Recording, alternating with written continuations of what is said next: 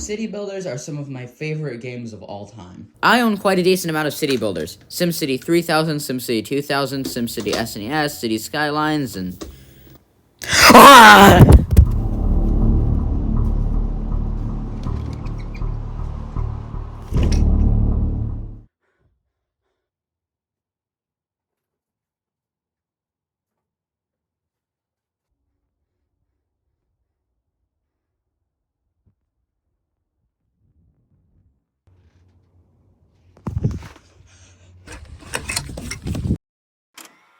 Let's start as far back as my city builder collection goes, with SimCity SNES, released by Maxis in 1991.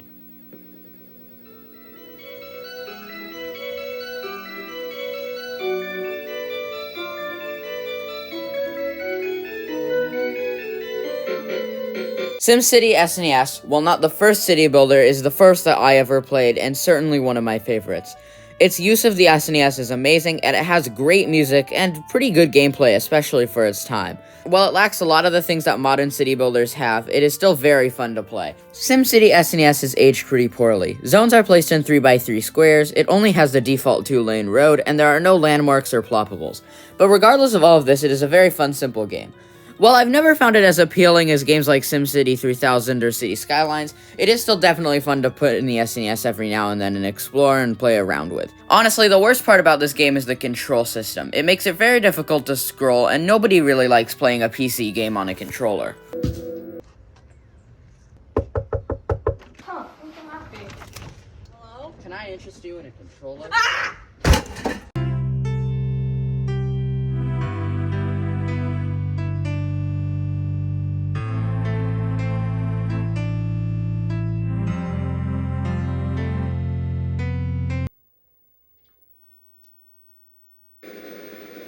Fast forward to 1993, and the sequel to SimCity was finally released, SimCity 2000. SimCity 2000 was better than the original in almost every way, featuring bigger maps, terraforming, landmarks, freeways, everything you could possibly want from a city builder started right here with SimCity 2000. SimCity 2000 also looked great for its time, being the best looking city builder up to that point and having tons of interesting terrain tools, bridge options, and unique buildings to place. SimCity 2000 was the first city builder where builds could be considered realistic. With the Skirk kit and tons of other things, you could build really accurate cities, and you could do pretty much whatever you wanted. Obviously, the game still had some graphical and technical limitations. It wasn't quite perfect, but Maxis was about to get really close with the release of SimCity 3000.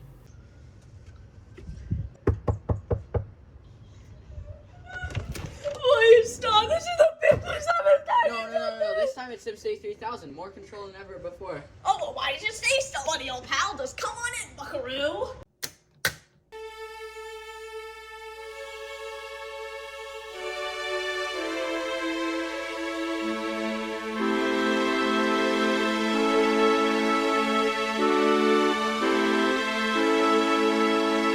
SimCity 3000 is not only one of my favorite city builders of all time, but one of my favorite games of all time. The game works beautifully. It has amazing levels of detail, down to the exit signs the game automatically places on highways.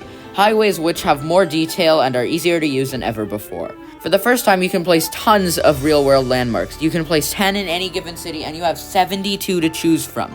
All real-world buildings from real-world cities.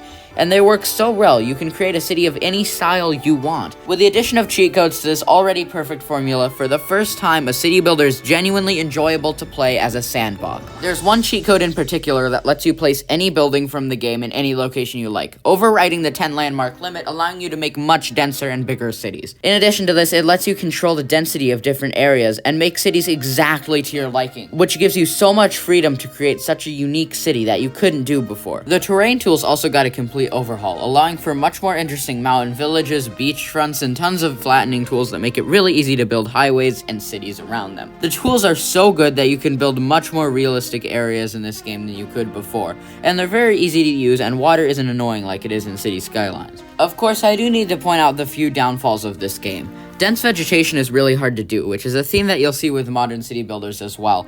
And highways are really finicky, as well as bridges. Sometimes they just decide not to work for no reason, and the game doesn't even really tell you why. But besides those, the game is really fun and is definitely one of my favorite city builders, and is probably the oldest city builder I can get truly immersed into.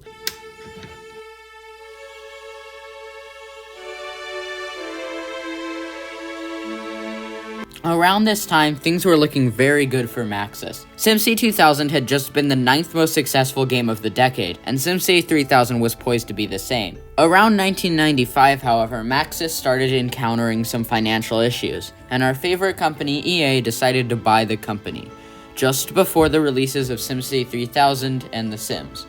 From this point onward, Maxis city builders weren't ever quite the same. Finally home. That was a long day. You know? Hello, we have taken all of... However, after the sale, Maxis did still make one more notable city builder, and that was SimCity 4.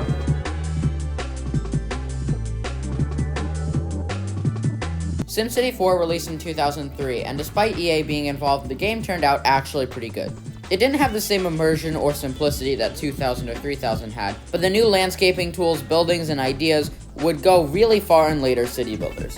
SimCity 4 is by no means an awful game. To a lot of people, it's the height of the SimCity franchise, but personally, I've never found it as appealing as the simpler styles of games previous. SimCity 4 has some things going for it, though. The zoning is really nice, and the terrain tools are very versatile and even better than City Skylines, in my opinion. There's some other stuff too, like the ways you can drive cars around the city is a feature that I've always kind of wanted in City Skylines, and actually kind of hope is in City Skylines too. I also quite like how Maxis handles the cities themselves and how you can actually experience them. City Skylines, you can't really experience the city you've built. Outside of a few first-person camera mods, it's very difficult to actually feel like you're in the city. But SimCity 4 and a lot of the other Maxis titles do a really good job of integrating their cities into other games, or just allowing you to explore them more in more interesting ways. Despite not being my favorite, SimCity 4 is definitely a quality city builder. But for the first time in 25 years, Maxis was about to lose the title of Best City Builder. We're going on our way, just letting you know we don't accept bribes. We're heading to EA headquarters. Take it.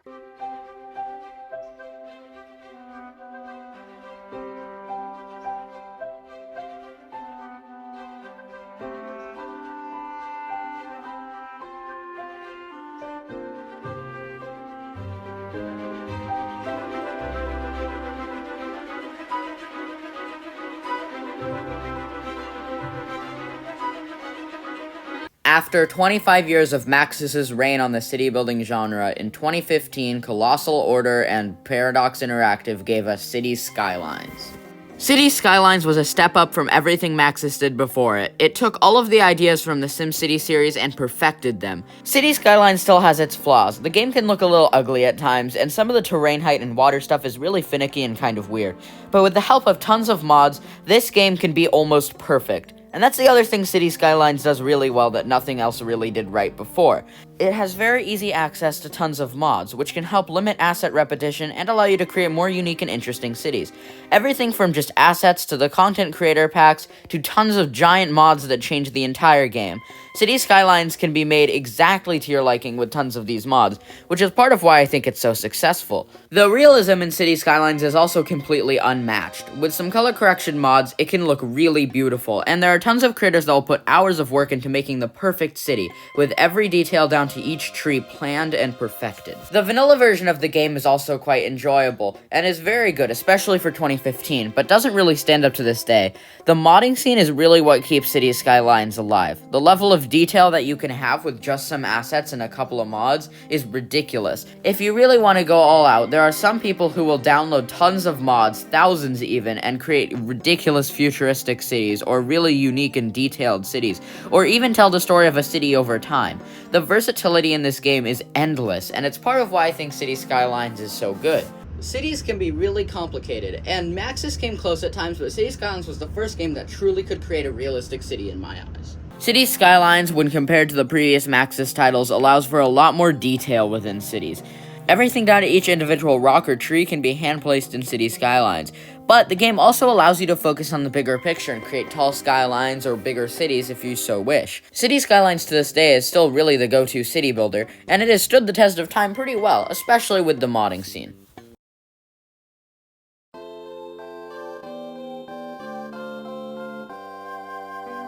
Even after City Skylines, we got tons of unique city builders. Theotown, for example, came out in 2019 and went back to the isometric form of some of the earlier Maxis titles. It's heavily inspired by SimCity 2000 and 3000, and I think it works really well. Theotown is sort of like SimCity 2000 if it included a lot more elements of modern city builders, such as modding support, more highway options, and more traffic control. The combination of modded assets and the older styles of SimCity 2000 and 3000 go really far to create a unique game that's quite fun to play. It allows you to create much larger seeming cities in the style of SimCity 2000, which is something I've always kind of wanted to do, and it fulfills that role pretty nicely. It is a bit weird and is very much a mobile game at times, but it's still enjoyable to play and mess around with every now and then. Mini Motorways is very simple. Every in-game week you can choose between 2 upgrades, which will make it easier for your citizens to get to where they want to go.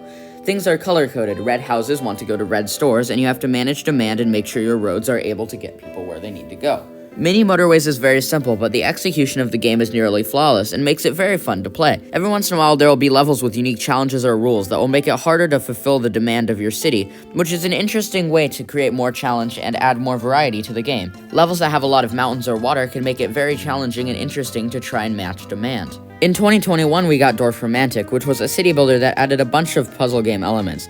It works very well and has quite a unique art style, and while I've never really loved it from a gameplay standpoint because I enjoy spending long amounts of time detailing, personally I would describe Dorf Romantic as something closer to World Box than it is to a typical city builder, but I do genuinely enjoy the game, even for the lack of detailing. Last year we also got Tile Cities, which is kinda similar to Dorf Romantic, but definitely has much more of a city builder type feel to it. Tile Cities does still definitely have puzzle game elements though. It hands you random blocks and you have to figure out how to manage demand with them and prepare for what blocks you might get later. It's very interesting and adds a layer of strategy to what otherwise would be a pretty dull game. In addition, the randomized blocks and parks create very natural looking city layouts, and it's very fun to see your city grow over time. In that same year, we also got Urbex City Builder, which is a much more typical city builder that uses the same isometric format from the early Maxis titles. The game focuses and relies heavily on resource management, which creates a very challenging and interesting city building experience. The game is quite fun and is definitely one of my favorite city builders as of right now. It has a very unique art style and is quite fun to mess around with, and you can create pretty large cities, but it takes a very long amount of time to work up towards that.